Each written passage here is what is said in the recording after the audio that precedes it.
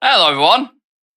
Welcome back to Real Red Talk, you little fuckers. How are we doing? Hope you're all doing very, very well. This is your breaking news show. The topics on the table tonight. We're going to discuss Ratcliffe fucking off to Benidorm for a week. We'll speak about that, and that's why the deal hasn't been done. He's in Benidorm on a stag do. Sin bins to be introduced to football. I want to get Shreyas's opinion on that. Could be interesting. We'll discuss what players are most likely to get that. Rio Ferdinand's comments on Kobbie Mainoo, I think, are very interesting. That'll be a big kind of topic of discussion. Tadibo transfer scare. There's bits coming out about Amrabat, and we've got something interactive planned towards the end, which obviously you guys absolutely love, of course. So yeah, I feel like we might share some opinions on some of these specific topics, me and Shreyas and you guys alike. So make sure you get involved in the comments section, leave a like in the video, and do subscribe if you are new to the channel. Just before we introduce Shreyas, a fun fact I'm going to give you here, right? Just about the manager, a random fun fact. When Eric Ten Hag was a pro, he had that much ambition, he would literally run himself into the ground. His mother once recalled how he came home as a 7-year-old and vomited because he was so tired. It turned out, because the other teams were short of players, he volunteered to play in 3 matches straight. And just a little bit of show of commitment there from Eric Ten Hag. I think we remember the Brentford game as well, where he went on the jog with the players. So this is the type of guy we're dealing with there. Just a fun fact. Yeah, how you doing, mate? Yeah, doing perfectly fine. Doing perfectly fine. Was not, never expected to start a show with this sort of a fun fact, going Yeah, deep into the storybooks of the manager. yeah. Well, I just think every show starts the same. It's a new show, whatever. Yeah. Let's just mix it up a little bit. Give something, put something out there for him, and hopefully they can reciprocate. Just again, before we get into the actual Ratcliffe delay and why he's in Benidorm with his cronies, did India win the World Cup or did they lose the? Oh, is that sore one still? Yeah. Yeah, yeah. Yeah, I knew the answer to that, by the way. I just wanted to I ask mean, you. it's Just like 'cause it was a situation where we won every single game in the tournament until the final. We won yeah, every single game with quite a comprehensive margin. Like if you watched most of our games, you'll say that it's a one-sided game. And then we went on yeah, to the final and just bottled it at the very last moment. So didn't sit right with a lot of Indians because two, you would say, of our most decorated players probably played their last ever World Cups. So oh wow, it's a very sore one to actually think about. On top of that, it was happening Ma- in India as well, so a lot of combinations that's were what I there. mean. Yeah. Yeah, like the perfect moment. It's almost like they're taking inspiration from Man United losing in finals and stuff. That was the only Yeah. possible way I could segue into United topic. So we're going to discuss so Jim Ratcliffe. David Ornstein reported earlier this week that the stake in Manchester United is not expected to be announced this week. The good friend of the channel, Muppeteers, James from Muppeteers, said Jim is on holiday this week, so I wouldn't be surprised if this goes on further. Discuss where it's at near the end. Announcement could come at any time, but who knows when. What are you expecting from this announcement personally, Shreyas, in terms of, do you think there'll be interviews, do you statements, etc.? What do you think? I think there definitely will be an official statement coming from, United's official website and every single platform. And I think it will be a much more unified message from both the sides of the Glazers as well as Sir Jim Ratcliffe. And personally, I think it will happen by the New Year's time. I think that's when it will happen personally, because earlier on this month we were hearing that it's just a matter of when. The if part has been sorted out, it's just a matter of when they want to announce it. Then it went on after the international break. Now the international break has ended, now there's another thing Mm-hmm. going on. So I think personally it will happen around New Year's time. I think this month will go like just rumors around that it will happen now or then, and then probably around Christmas time we'll be hearing more, so concrete news about when it will happen. Yeah, we're sticking with the theme of being let down, aren't we? Because Yeah. constant deadlines and being missed, etc. I remember in April when Mike Keegan announced that it should be done by. Oh no, we was in March, but he said it should be done by April Easter time. That's when it'll be finished, Yeah, and it's it has been going pretty on much around Christmas. for the entire year. Rio Ferdinand came out and said within 2 weeks Qatar will be in. Neil Custard came out Oh and said it yeah, will be done yeah, within October itself, and Qatar will be the ones who will be the new owners of United. So yeah. it's been going on for about a year. So I think right now most United the entire fan base knows that even if it has to drag out, we all know who the winner is right now. Like there is no other alternative for the Glazers but to take this 25% stake of Sir Jim Ratcliffe. So yes, I think personally either the next year or around New Year's time it will happen. But the Yeah. only problem I have with that is what is the January window for us actually going to look like? Because will the Glazers will once again use the excuse of there is a transfer of ownership going on, so we cannot invest any more funds into the team right now. And I think United, if I have to look into the top 10 clubs for that matter right now in the Premier League, I would say United are the ones that are in desperate need of some outgoings and some incomings as well, because I think till now the manager has done an impeccable job, considering how we started this season. And if you just see how we've been performing, you would have never imagined that we are just 4 points or five, 6 points off the top basically. So it's not that big of a margin yet. We have been on a good run. This team is gaining confidence game after game after game. We've got a comprehensive result against Everton. No matter how we got it, a 3-0 scoreline does boost the morale a lot, and especially we did it away. So I hope that they can carry on this momentum into the further games as well. But I think in the January window, if personally I would have very much wanted to get in another centre back, especially someone like a Todibo. But I just have that feeling that this transfer window will be the most dull one that we've seen in the past few seasons. Like at least we were seeing loan signings, whether it was Weghorst or Sabitzer. But I don't think that we'll be seeing anything happen in this window. No, I think there'll be more outgoings in it, if anything. Maybe, but even with Yeah. outgoings, the problem is who can we let go if we cannot bring anyone else in? Well, if he's not playing certain players, I mean, Sancho's not playing anyway, is he? Well, So, Sancho has I to go. mean, Yeah, Sancho's a that's different the case. obvious I one. don't consider him a part of Yeah, this he's team not even a anymore. player, really, is he? Yeah. Yeah, I know what you mean. Maybe a Varane, because Varane's not playing, but again, it all depends. You never know. Within a month's time, someone could pick up an injury and he could be right back in the team. So, I've seen him friendly today, kind of shaking hands and stuff. I don't know if they've buried. I don't know what it is. But I just think I do agree with you. I think January would be very, very stale, and I think more outgoings, and then the summer coming up, that'd be a big one because that'd be That will be a big one Ineos because and Jim Ratcliffe's I think first big summer. next summer will be the first official window for this new ownership to come. That would be in place, and especially I think till the time the next summer window rolls in as well, there will be a new board. Whether it's Paul Mitchell, whether it's whoever who has to come in into the scouting department as well, I think they'll be set in place as well. What I'll be looking to see is what kind of players are United approaching right now. If it is, because I expect there, to be a very drastic turn, especially when it comes to, signing players, and especially how much we spend for players at the same time, how, what kind of contracts we are offering. And I still see us making another superstar signing though. I think I'm not saying that, we'll go in and we'll just sign big names, but I expect that, we sign, Well, for example, what would you classify as a yeah, star signing? a star signing right now. Like if you want me to list a certain player or just a profile?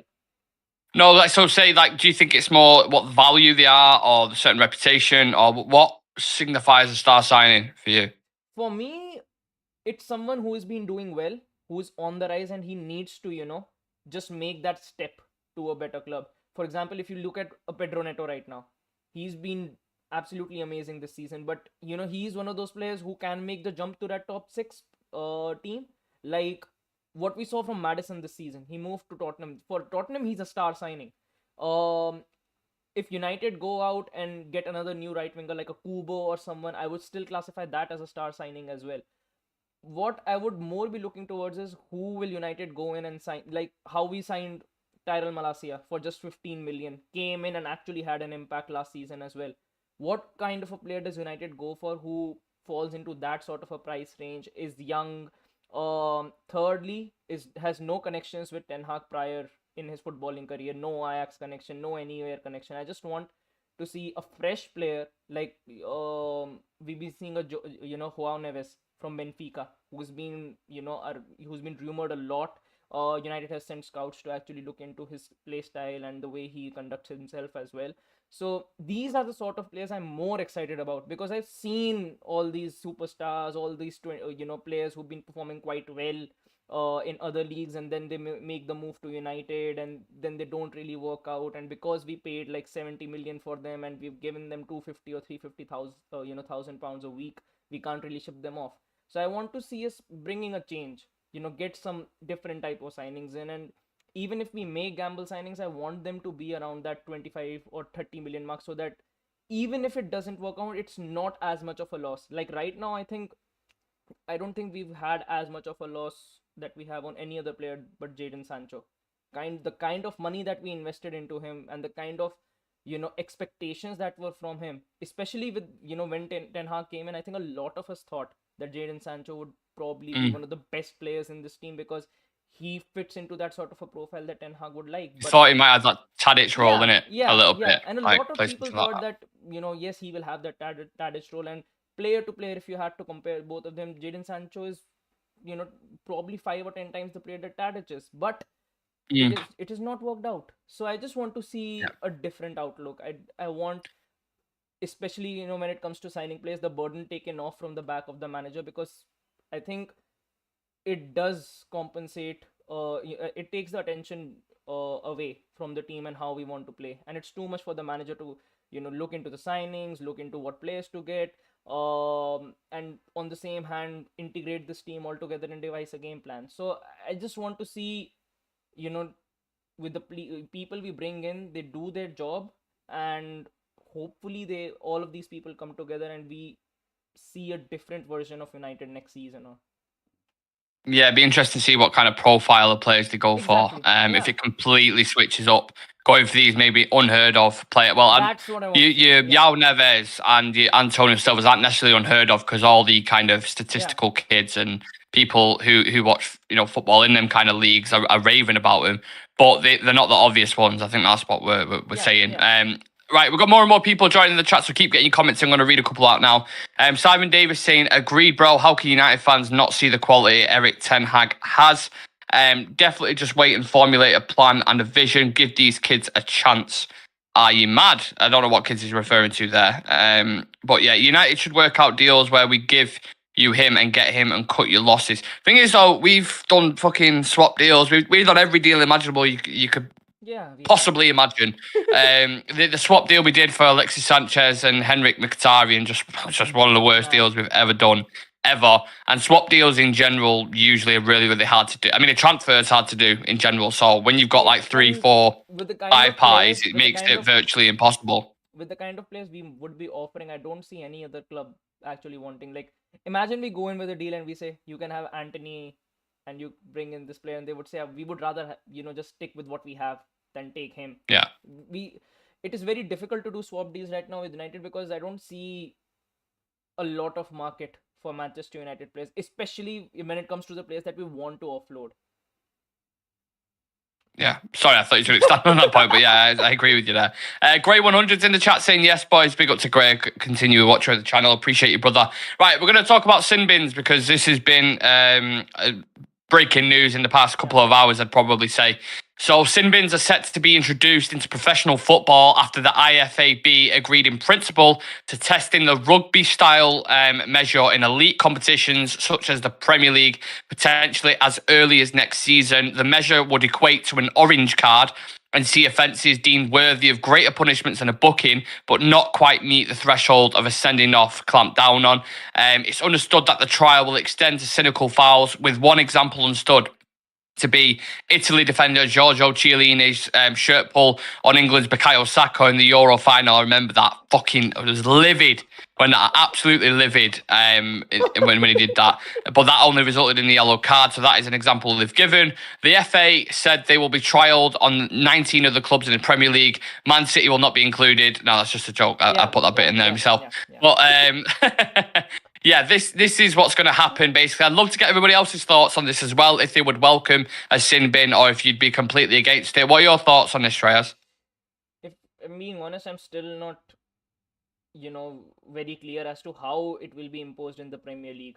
What is going to be the body that will be associated with it, and just the measures that it would be put with, especially in a different league, in a different country, with a different, association altogether.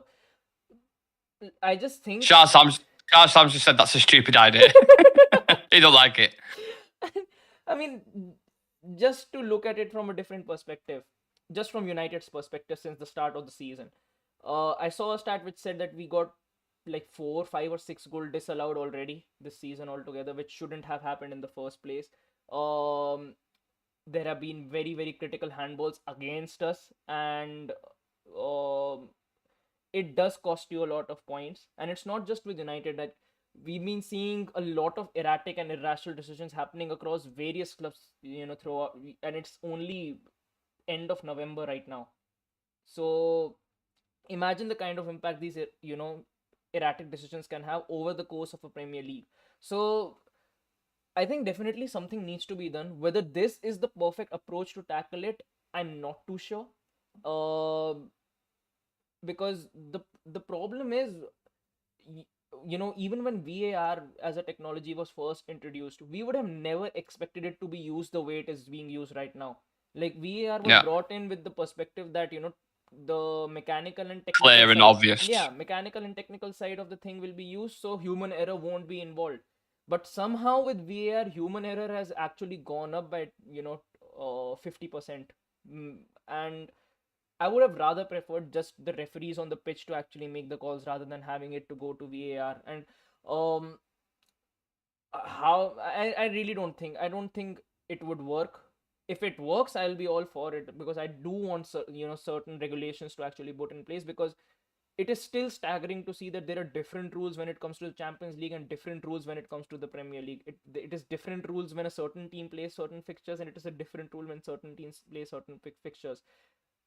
There needs to be consistency with decisions, and I think a lot of fans have come out and said it, that there is no regularity and there is no consistency with decisions. You can see two basically similar pictures of the ball, and the decisions are different. So personally, I think there needs to be organization, but I don't think that this would be the best way to approach it.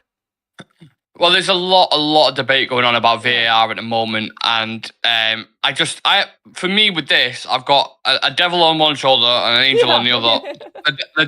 The devil is saying, I feel like this is going to be another controversial topic to be discussed when kind of crazy decisions get made, and then it's just more for the media to kind of pick at like vultures. And they're struggling with VAR as it is, like you rightfully just said. So are you bringing this in on top of that as well? It's another thing to deal with, and they're going to have to balance out the fact that an orange card, which they might as well call the Bruno Fernandes card, let's be honest, because he gets a yellow card every single game, and he's on kind of that, that walks that tightrope, doesn't he? So I'm just going to call it the Bruno Fernandes card for now. And then the other side of it is saying it would make games more interesting slightly, like, because if you're on a Champions League final, someone goes to the sin bin in the last 5 minutes and they're in the fucking orange card, and they're sat there waiting, to get back on the pitch. It's entertainment in that regard, but then you have to think about the what's the word I'm looking for? Just the respect to the game in that sense. Like, how mad do you really want to go with it? Do you want to Americanize it? Do you want to bring this kind of thing into it? I think it's interesting. Simon's saying it'll be organised chaos. Rajat says need to improve VAR or scrap it. I certainly agree with that. Yeah. There'll be riots in crowds, especially in Merseyside. Yeah, it'd be craziness, wouldn't it? Yeah, it would be absolute. I think there will be. I think personally, what I would do is I would use the technology that was actually being used during the World Cup. Like, you remember that during the World Cup, the kind of decisions that they were absolutely accurate. They were genuinely very, very accurate, and you couldn't even come out and say that there was human error involved or something involved. It was straight. The replays were there for everyone to see. Like, the kind of technology that they provided with fans in the stadium as well was, you can see it from every angle, and even you can put in your opinion about it. So I think if they do want to actually improve on it, go with the technology that was being used during the course of the World Cup in Qatar. And I don't think the Prem has financial issues that they cannot actually bring in that sort of technology to the Prem. I do think they're going to do more and more things like this. Like, I heard kick-ins being a thing rather than throw-ins, which would obviously switch it up. Limiting the amount of minutes in a game. Like, there's loads of theories how to improve the game, but again, you won't know until you trial it, really. But I do think the majority of people would probably be against a sin bin, just in my opinion. I've not read various articles and stuff, but I would guess that they'd probably be against it. I'm in, like I said, I'm in two minds about it. So we'll see how that develops. I think they said early next year or next season. I think it is early next season. So yeah, let's see what happens with that. Moving on to Rio Ferdinand's comments about Kobbie Mainoo. Shreyas, of course, he's in the media a lot at the moment after his performance at Goodison Park. Rio said, I thought about it the other day. 18 years old, coming into the first team in the Premier League. Who gave performances like that? And then he mentioned Cesc Fabregas. I'm not saying Mainoo is as good as these guys. There have been more explosive, but I'm talking about. One second.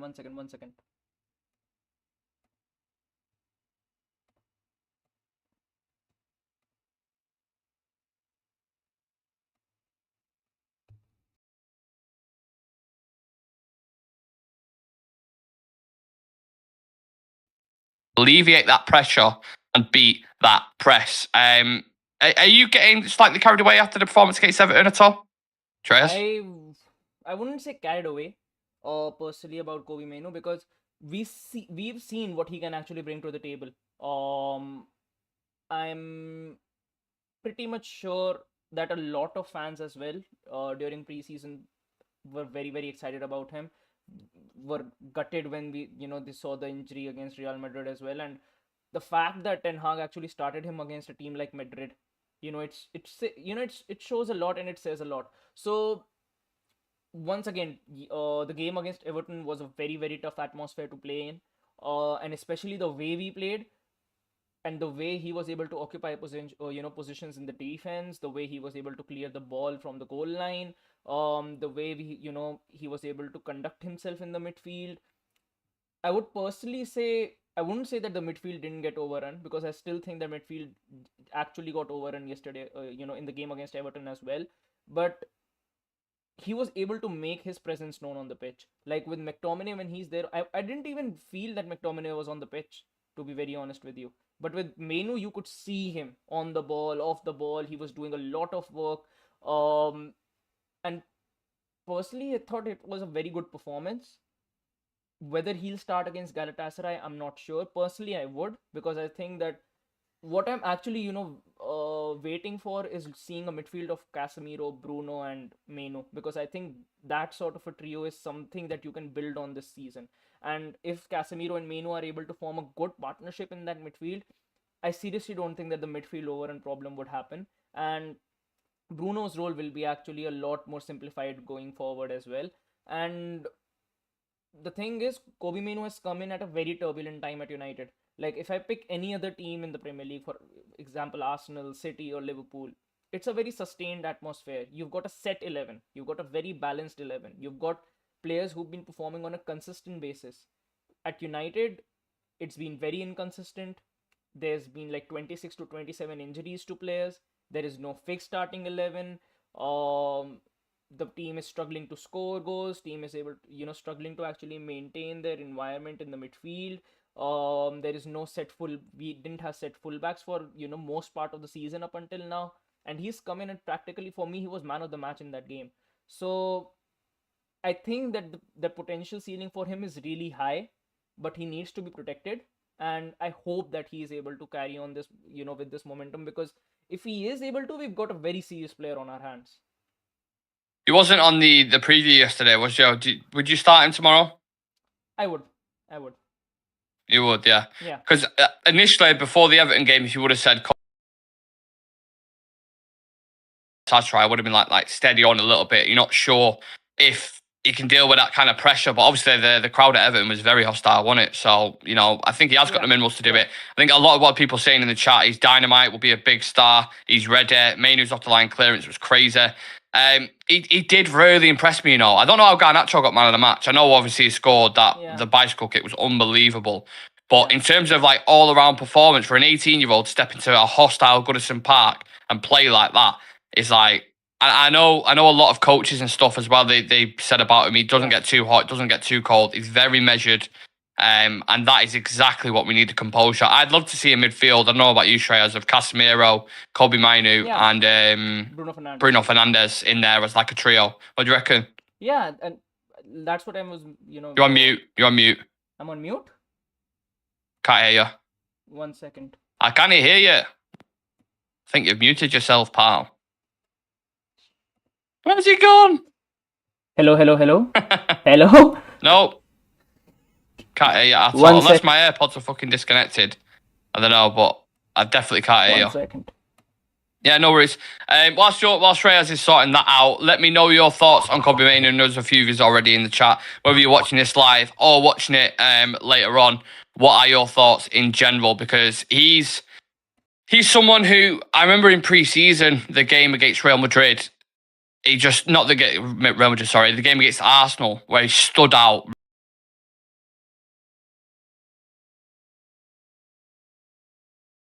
Watched him in the youth cups and stuff before as well.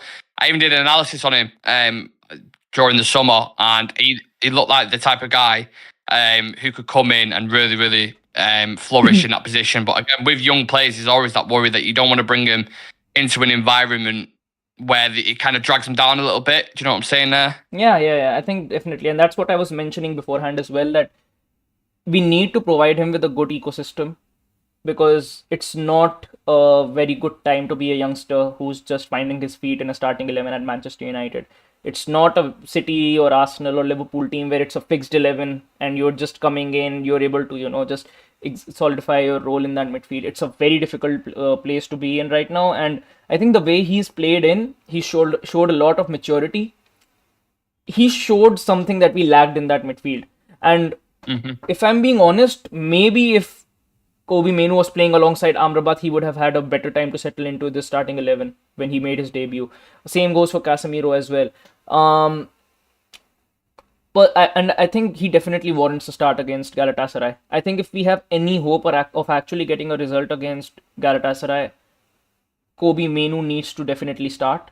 I think personally I would drop McTominay and play Amrabat, because I think going away to a stadium like Galatasaray, where this atmosphere will be very hostile, I want a midfield to be actually present in the game. I don't want any players like with McTominay against Everton. He actually went invisible. Like I couldn't actually feel his presence throughout the course of the game. He didn't have a bad. This is an international who's 25 years old, by the way. Exactly. 7 years older than me. Yeah, and imagine I don't know player to player, but I still feel that Galatasaray are a much better team if I have to compare it to Everton, and they have some very decent players in their team, and especially the way they played at Old Trafford. We know that if we take the game too casually, they can hurt us. They got through a midfield of the likes of Casemiro, Bruno and Eriksen, I think it was, in that game. So I would start Amrabat and Mainoo and Bruno in that midfield, because I think if we play McTominay in this game and McTominay doesn't score a goal, it just leads to a big liability for the entire 90 minutes. And if we've seen that against Galatasaray, they do leave spaces in behind. It's not like they're very compact teams. They do leave spaces in behind that you can actually attack into. Can McTominay find, Rasmus Højlund or Alejandro Garnacho through those spaces and play those sort of passes? I hardly think so. So I think if Amrabat comes into this team, maybe Mainoo can actually show himself a lot more on the pitch as well, because he'll have a much more suitable defensive partner to play alongside with. Maybe we see Bruno actually playing a much more simplified game up top. Because we've seen that even if he pushes up forward, if you got players like Amrabat and Mainoo behind him, they could compensate. If we do lose the ball up top, because the main problem up until now has been we lose the ball in the attacking third, and then we get hit on the counter, and we practically got no one to actually shield the defenders. So I would start Amrabat, I would start Mainoo, I would start Bruno, and now that Rashford is out, I hope Højlund is back. I still have no clue as to how this front three would look.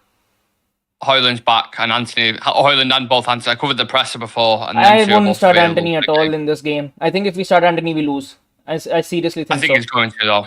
I think it's going to be Højlund, Garnacho, and Anthony as the front three. But if Kobbie Mainoo can put in a performance like he did against Everton, I'd be a lot more confident that we can get a result. Personally, I think I would use Anthony in this game, but only if we actually score ahead. Like it's 60 or 65th minute and we are leading 1 or 2-0, or even 1 or 2-1. then I would bring on Anthony, because he does help out in the defending scenarios. He does actually put a lot of effort into the pitch, but starting the game, I'm not sure, because we do need you do need some creative wingers out there, and I think right now Garnacho has been doing extremely well. I think his confidence is, as you know, is at an all-time high after that goal against Everton. So Garnacho definitely starts. Hoyland definitely starts as well. Anthony doesn't really fill me with confidence. I would rather put Martial on the right wing, because I still think that he can do a very good job in a front three. Well, I think if anything, he'll bang Garnacho on the right, won't he, and put Martial on the Maybe. left. But for whatever reason, I think the only thing is that I would criticise about Martial being on the wing is he seems very vulnerable when he does like a certain amount of sprints. He'd be working a lot harder, I think. Yeah. As that kind of winger, so that would be one thing that'd worry me. The other worry, their right back. What's their right back's name now? Is it Bowie? Yeah, Sasha Bowie. Sasha Bowie. Yeah. Very, very good. So that would be one thing that would worry me personally. And I think Garnacho's off the ball work. Even Bruno Fernandes said this in the press conference today. Worked really hard against Everton. So I'd stick him on that left hand side. But it's a minefield, isn't it? I think you know what Eric Ten Hag's going to go with, but it's just what our personal preference. I wouldn't be surprised even if he actually puts Bruno on the right wing. Maybe we see a midfield of McTominay, Amrabat, and Mainoo. I wouldn't be surprised, because he's done it a lot of times. On a lot of occasions, he's put Bruno on the right and then he's stuck. I think now not having Eriksen actually limits his options, because I think if we had Eriksen, Bruno would be shifted onto the right wing, Garnacho would play left wing, and then Eriksen. Even Mount. If you had Mount, like you could, shift Bruno out or Mount on the right hand side and then bring him in. But yeah, I think the fact that Rashford isn't available for this game is probably a good thing in a weird way, because the right hand side, although Anthony hasn't been amazing, Rashford's like, I don't know, he weren't great against Everton at all. Like, kept running to blind alleys, just didn't really know his football IQ. I still don't understand what's actually gone wrong. Like, what's happened? I don't know. What has been going on? Because you cannot actually understand how a player of Rashford's quality, especially the way he was playing last season, like 41 goal contributions last season is no ordinary feat.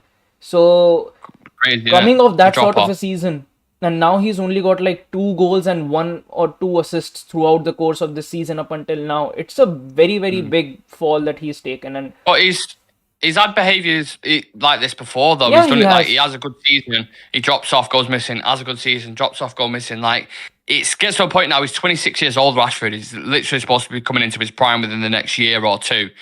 And he's still very inconsistent with the amount of games that he's played. I think out of the options we have, Garnacho and Pellistri are actually people who actually have some impact on the pitch.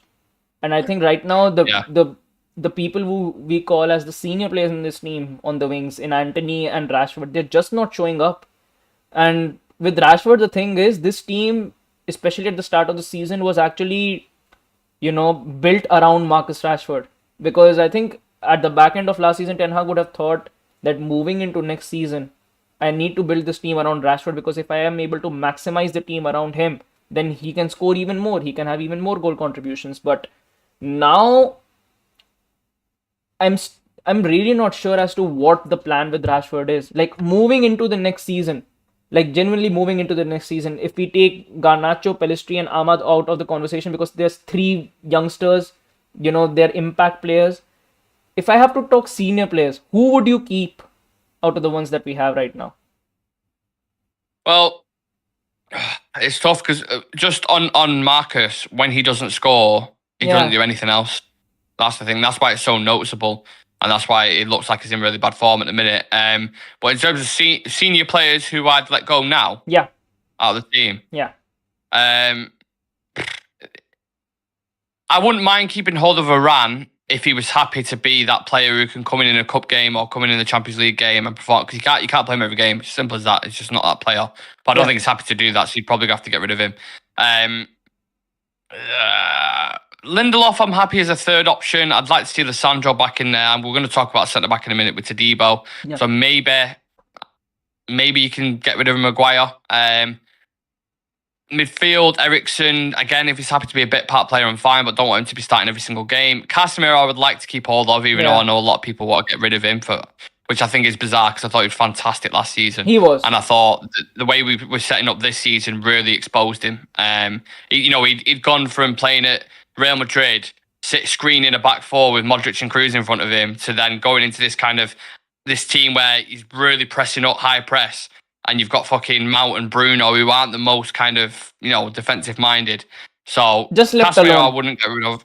in the midfield. Just what? Just left alone in the midfield altogether right now. Yeah, exactly. So he's really isolated. And Martial, I would definitely let go, 100%. 9 years here, by the way. I think it's been close to 9 years, which is fucking crazy. Anthony, I think there's discussions to be had, but you're not going to get anywhere near the price that we paid for him. And then that's probably it, I think, off the top of my head. Rasmus, I'm happy with. Garnacho, I'm happy with. Rashford, I would still keep, definitely, for now. But yeah, if it's another year or so where he continues like this, then I don't know, maybe go get money for him. I'm not entirely sure. Yeah. Well, wait, so would you agree with that? Anyone who we didn't mention, who you go for? Maguire, I'd sell. McTominay, I'd sell. McTominay. Yeah. You mentioned fucking McTominay. Yeah, Jesus. McTominay, I would sell. Donny, I would sell because somehow he's still at the club. He's going anyway. He'll be gone in January. Except that, I think with Martial, I wouldn't be, that concerned to keep him. But would it make sense to keep him if we can actually, just play like 20 to 25 games in which he won't even start? That's a different question to be had. So Martial is definitely up there for me. But except that, I think Casemiro I would definitely keep, at least for the next 1 or 2 more seasons for that matter, because what people don't understand is that if we let go of Casemiro, what player can you bring in who would have first the leadership that Casemiro brings to the table, the trophy case and the experience of actually winning like 5 Champions League? That's not... Especially if you let Varane go. If you let Varane go as well, like the other way. You got to be careful how many of these players you let go, because the experience and know-how will drop right down. Yeah, because we've heard it a lot of times as well that Casemiro, Varane, Martinez and Luke Shaw have, they were the leaders of this team last season, apart from Bruno Fernandes. So if you're letting go of Varane, okay, you bring in a Todibo, but I think that we cannot actually let go of someone like a Casemiro, because I still think that he's got a lot left in him to actually bring to the table. I don't think that he's finished. I think the kind of system that we are playing just does not work for any defensive midfielder. Amrabat hasn't looked good in that role. Casemiro hasn't looked that great in that role, but has still been one of our most, when you have to talk stats, the most goal contributions, he's up there. Even, with the kind of performances that he's had. Mainoo, he's come in, he's done absolutely amazing, but even he got overrun in the midfield. So personally, I think it's got more to do with the system rather than, just Casemiro. Yeah, because the same problem cannot happen with 3 different players if there is not a system, error. Yeah, well, you can't play the system that Ten Hag wants to play. That's why he's had to back to the wall, bring in Maguire, bring in McTominay, bring in these guys, because Lissandro's not in the team. So that affects. Luke Shaw's been missing for a while. We've had huge injuries to the squad, so you've had to adapt and change effectively. I want to move the discussion on because I want to talk about some transfers or a bit of transfer talk. We've just mentioned Todibo there. Apparently Tottenham and Liverpool are also in the race to sign Jean-Claude Todibo in January. He is available for £39 million. Are you concerned if we don't get this deal quick enough, Shreyas? Or do you think it's already in the bag? I think it is, because once again, it is Sir Jim Ratcliffe's club. I don't think that he'll want to let go of a Todibo, personally. I think before this deal commences, I think there will be a time where Sir Jim will actually be, he'll be seen in formal discussions with the manager, because I think that needs to happen as well, that the manager and the new owner who's coming in, they have formal discussions. And I think personally, I don't see him actually going elsewhere, at least for now. Like 39 million. When you see, these multi-club situations, like we've seen with the City group as well. A lot of City players, you see them being loaned out to these sort of clubs. Like Girona have a couple of Man City loanees right now.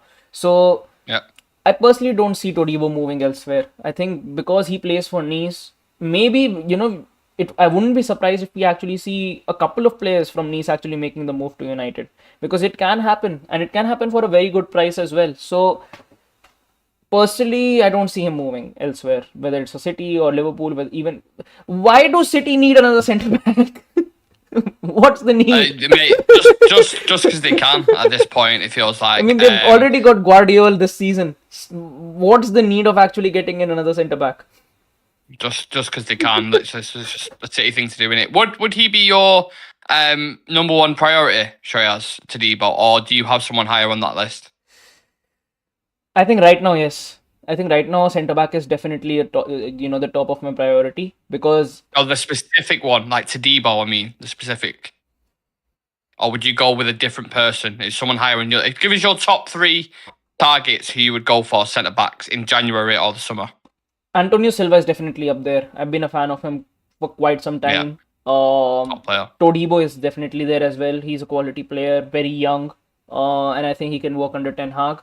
And except that, I mean, someone's mentioning Rajat V says would rather get Tapsoba, but Todibo is also pretty good. I haven't seen much of Tapsoba is to be decent, honest with you. but I think for centre backs right now, I only have 2 like clear options that I would go for, and one of them is Silva, one of them is Todibo.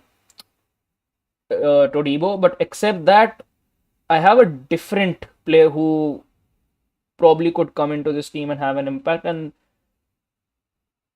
that is Frimpong from Leverkusen. I know that we've been hearing a lot of murmurs about him, and the point about Frimpong right now is, especially how we started this season, we've been seeing this situation of a right back actually being mentioned a lot. That even during last season, even during the start of this season, that Ten Hag wants Frimpong or another right back to actually come in. Why is that happening? I'm not sure, but I wouldn't be surprised if someone is let go of next season. I genuinely wouldn't be surprised because I think Ten Hag does want change in that back line, especially with the way he wants to play. I think then definitely there needs to be changes, and he's been killing it at Leverkusen. Like he's got like 10 goals. For the price that's being quoted as well for like 30 million quid. It's a no-brainer. It's a no-brainer to actually go in for, and he's still fairly young. So Frimpong is there in the back line, and except that Antonio Silva is a top player, and I think Todibo is a top player as well. But I think out of all the 3, I think we get Todibo for the cheapest price. Yeah, I agree.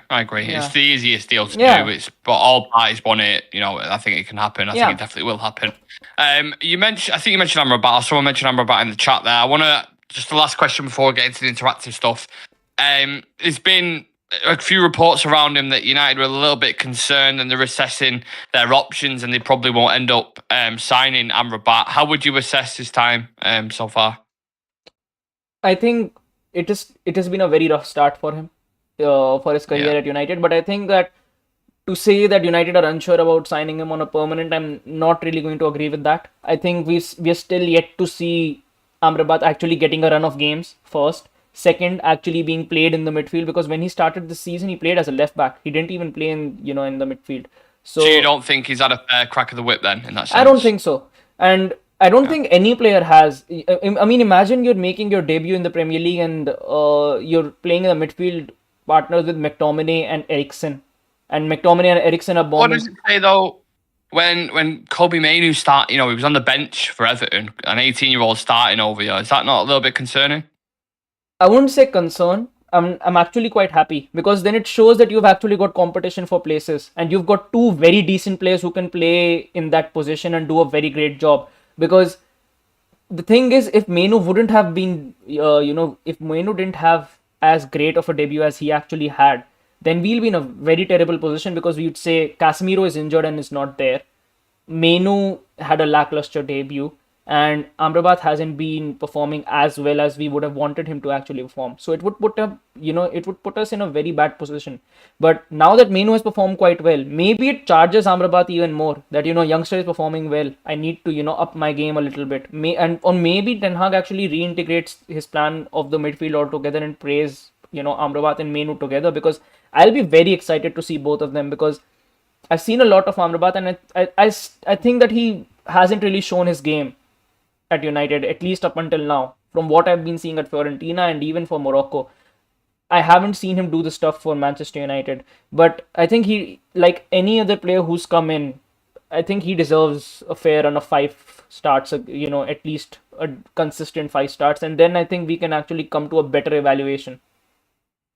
Well, Rajat makes a great point in the chat there. He says Amrabat hasn't even had a pre-season. He was literally left out. Oh, And he's he was training injured as alone. well. Sorry. He was injured as well at the start of the season Yeah, when he so I came think in. that's potentially fair. But from what I saw of him, I expected a little bit more. I have to be honest. But maybe that will come with time. Who knows? Right, let's do the best bit of the show. Interactive. So Up to Joe on Twitter released some stats today, Shreyas. 1 to 10 most chances created in open play per 90 minutes in Europe's Big Five leagues across the last 10 seasons. Who do you think is in the list? 1 to 10. And again, people in the chat, get in the comments section. So just reel off a couple of players and I'll tell you what rank they're at within players the top or 10. teams? So yeah, most chances created in open play per 90 minutes, individual players in Europe's Big Five leagues across the last 10 seasons. Messi? So most chances created. Messi is in there. He is at number 7. I think that's quite down from what I was expecting. Yeah. De Bruyne? He's 2.2, Lionel Messi. Kevin De Bruyne is there. He's number 3. Had to be. Yep. Tony Cruz? Chance creation. Tony Cruz is not in that list. No. Chance creation. Think about 10s and wingers, I'd probably say. I would have loved to put Bruno, but I don't think Bruno would have been in their decade list. So no Bruno in last there. 10 years. Yeah, exactly. Yeah, no. Nope, Shazam put Bruno as well. No Bruno Fernandes in Bruno there. Bruno wouldn't be there for decade. Decade is quite a long time. No. De Bruyne is there. Yeah. Messi is there. Cruz isn't there, I'm sure. Modric? Modric is not in there. No. Can anyone in the chat help him out? Who do you think most chances created in open play per 90 minutes in Europe's Big Five leagues in the last 10 seasons? Thomas Muller? Thomas Muller is in there. Okay. Yes. He's number 2, okay. 2.5. Griezmann?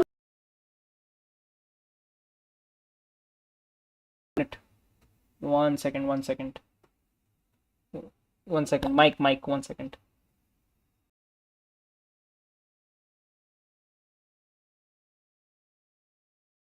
In there. He is in at number 1, 2, 3, 4, 5. He's in at number 5, I think. Are we back, Shreyas? Yeah, now we're good. Yeah, so Neymar is in there. So you've had Thomas Muller, De Bruyne, Neymar, Messi. They're all in there. Neymar's in at number 5. Do you want any clues? No. I'm still gonna try and get it on my own.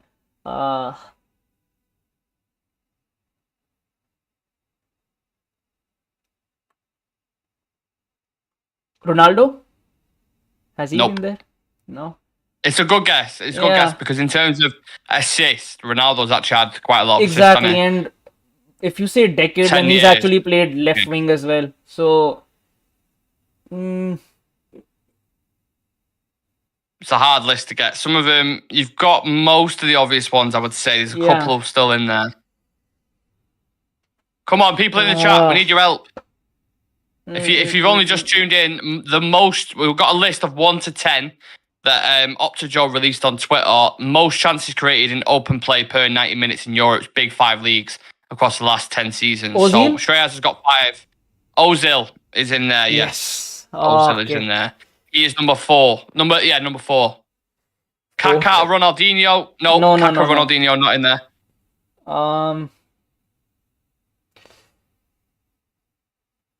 I don't think there is any other Arsenal player on this list. No. There is someone who's recently retired. Recently retired? Yeah. David Silva? Nope. Come on. Retired. 10 people in the chat. Get involved. Get your answers in. Bruno and De Bruyne. No, already said De Bruyne. Eden Hazard. Yes, he's number 1 Hazard. for chances Hazard created. is number 1? Number 1. Yeah, 2.6 per 90 minutes. Interesting, isn't it? So you've got the top 5. You've got Hazard, Muller, De Bruyne, Ozil, Neymar, and then you've got Messi as well. There's 1, 2, 3. There's 4 left. I don't think you'll get 3 out of 4. Maybe you'll get 1. Hazard, yeah, Sam's mentioned Hazard. We've just got him in the list. Any other player? Any other player? You let me know if you want any clues or if you want me to. I'm going through every single league in my mind right now. Any retired players or still playing? I think they're all still playing. I'm pretty All sure still they're all playing? still playing. Yeah, and 3 of them played in the Italian league. I had a I'll feeling. give you that. Ah, Ronaldo, no. Muller, no. okay, Italian players, Italian players. One of them's a winger, and one's an attacker, and one's a midfielder. Bernardeschi? Nope. Ah, Pirlo, nope. Pirlo won't be there. Berardi? Nope. No. He's an Italian winger. No, he's Belgian. Was it is Mertens there? Dries Mertens? Nope. No. Nope. Insigne? Yes, Insigne is on there. I was going through Napoli windows. He's above Messi, believe it or not, in chances created. Yeah, per 90 minutes. And so more Italian you've got players. 3 left. One still in the Premier League and 2's in Serie A. Jorginho? Nope. Another Italian player in the Prem. One played for Napoli at one point and one played for Atalanta.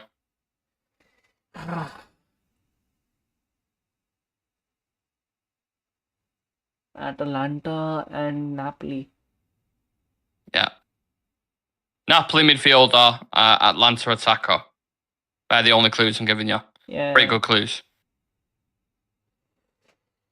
I thought this might scratch the brain a bit. Yeah, Napoli attacker. Quite tall. And plays in the Prem. No, so there's one that plays in the Prem. Not Vlahovic, no. There's one that plays in the Prem. He's a winger. There's an attacker from Atalanta and there's a winger from Napoli. Not a winger from Napoli, sorry. A midfielder from Napoli. A midfielder from Napoli. Not Immobile, no. Immobile is Lazio.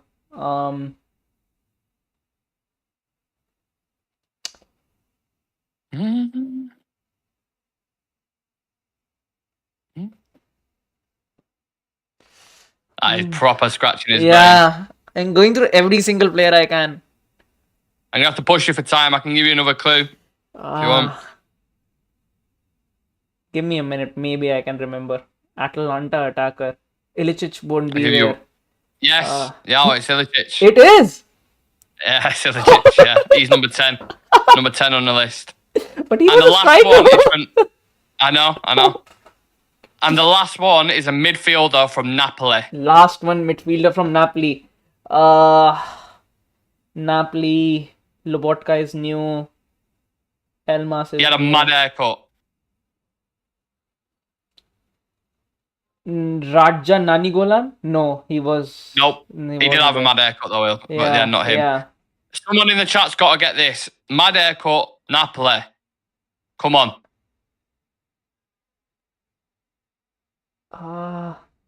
Not Lobotka. No. Lobotka is a new addition, pretty much, if you talk decades. Hamzik? Last 10 years. Hamsik. It is Hamsik. What club does he play for now? So, I have no idea who he plays for now. But it's, so we've got Eden Hazard, Thomas Muller, Kevin De Bruyne, Ozil, Neymar, Hamsik, Insigne, Messi, Grealish, and Ilicic. That's your top 10 list for most chances created in open play per 90 minutes in Europe's Big 5 leagues across the last 10 seasons. Right, are you ready for the last one? Yeah. So, most assists per 90 minutes in Europe's Big 5 leagues across the last 10 seasons, 100 plus starts. So, some of them, there's a couple that were in the last list. I'll probably literally say a couple. But these are more attackers. I don't think there's any midfielders in there. De Bruyne will surely be there, though. Yeah. De Bruyne is in there. Messi needs to be there as well, I think. Yeah. Number 3. So De Bruyne is 2, Messi's 3. Ronaldo? No. Ronaldo's not in there. Hazard? Nope. Okay. 3 more. Thomas Muller? Yes, he's number one. He's 35 And or then the 36 rest, now. I know, the rest now, well, apart from one, maybe.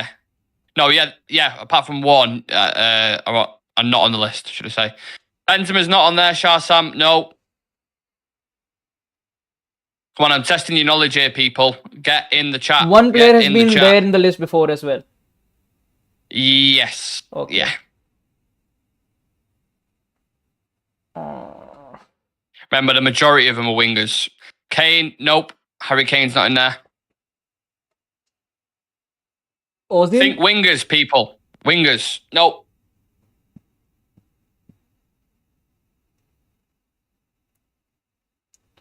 Wingers. Most assists per 90 minutes in Europe's big 5 leagues across the last 10 seasons. I've said Messi. I've said De Bruyne. I said Thomas Muller. Hazard isn't there.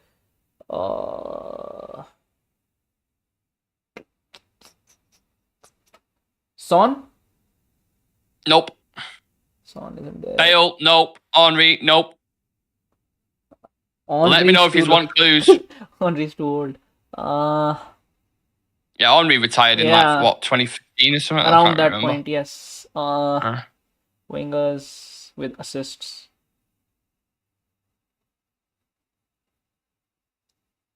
Neymar? Yes, Neymar is in there. Yeah. One Figo, no, last 10 years, guys. Last 10 years. Figo retired like early 2000s. Yeah.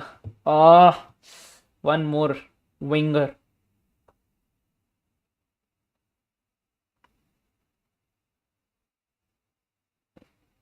So you've got 1, 2, 3, 4, 5, 6 players left to get on this list, and they're all wingers. Okay. One we know very well. One I know very well. Who do I know very well? Assist per 90 David in De Gea. Europe's big 5 leagues. No, assists. No. Do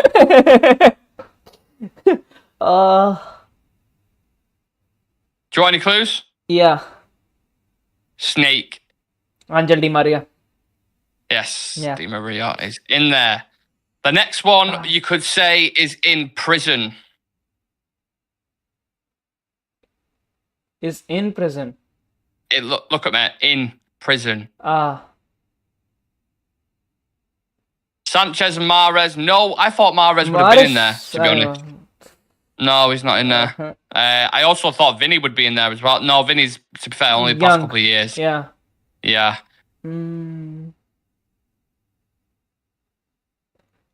Prison. Think about one of our players.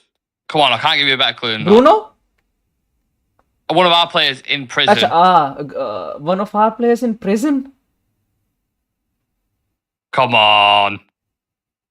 In prison? Someone has got to get that in the chat. Come on. Fucking hell. In recent memory, I only know one who was in prison, but... No, not actually in prison. I'm not saying actually in prison. I'm saying, like, trapped.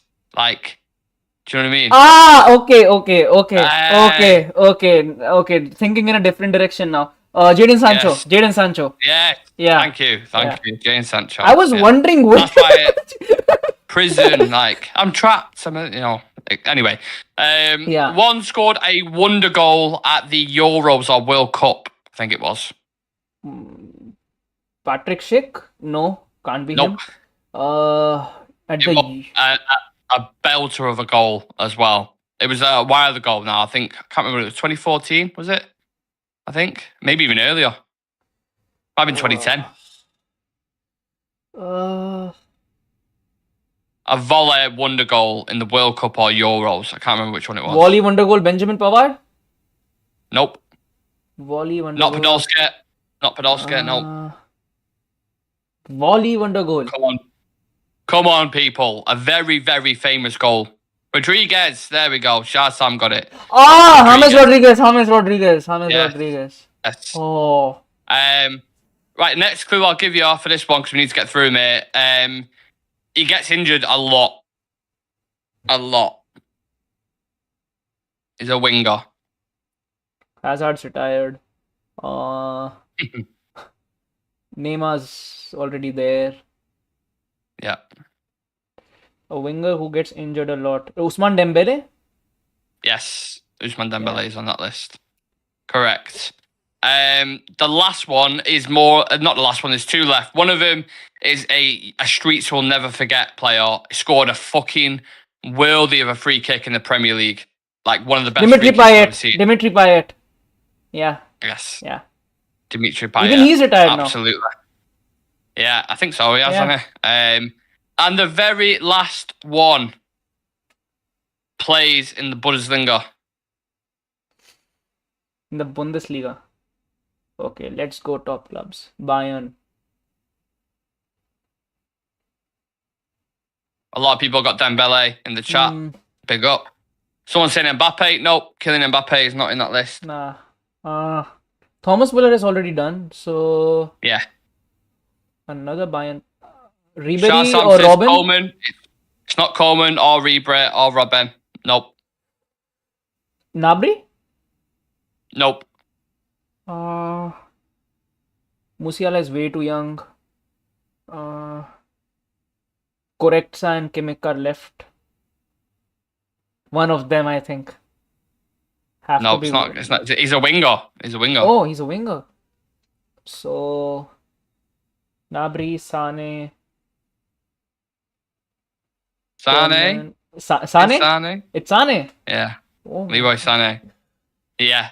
Dan got that in the chat, to be fair to him. So the list of 1 to 10 most assists per 90 minutes in Europe's big five leagues across the last 10 seasons with 100 plus starts is Muller, De Bruyne, Messi, Di Maria, Rodriguez, Sancho, Dembele, Neymar, Dimitri Payet, and Leroy Sané. No United players! Yeah. Well, Sancho, technically a United player, but Di Maria, ex-United player. But we don't want to be tied to that. So, yeah. Oh, we've enjoyed that one. Just a little bit of fun to end the news show, round it off a little bit, just to, kind of change things up. Make sure you leave a like on the video for us. If you can, please subscribe to the channel. Don't forget, we'll be live for pre-match build-up from around 4:45 tomorrow because it's an earlier kickoff. It's at about 6:30, I think, the kickoff, or 4:45, I think it is. So we will be live at 4:45. Make sure you come and join us for that. We'll also have a post-match review, where we'll be discussing the game in depth. And we've got a video dropping on Ineos and their 10-step plan very short as soon as this Ratcliffe news gets announced. And then obviously we'll have news shows, etc. Loads of stuff coming up. So make sure you drop us a follow on socials. All the handles are at the bottom of the graphic there if you don't already. And apart from that, have a lovely day, everyone. See you in the next one. Peace.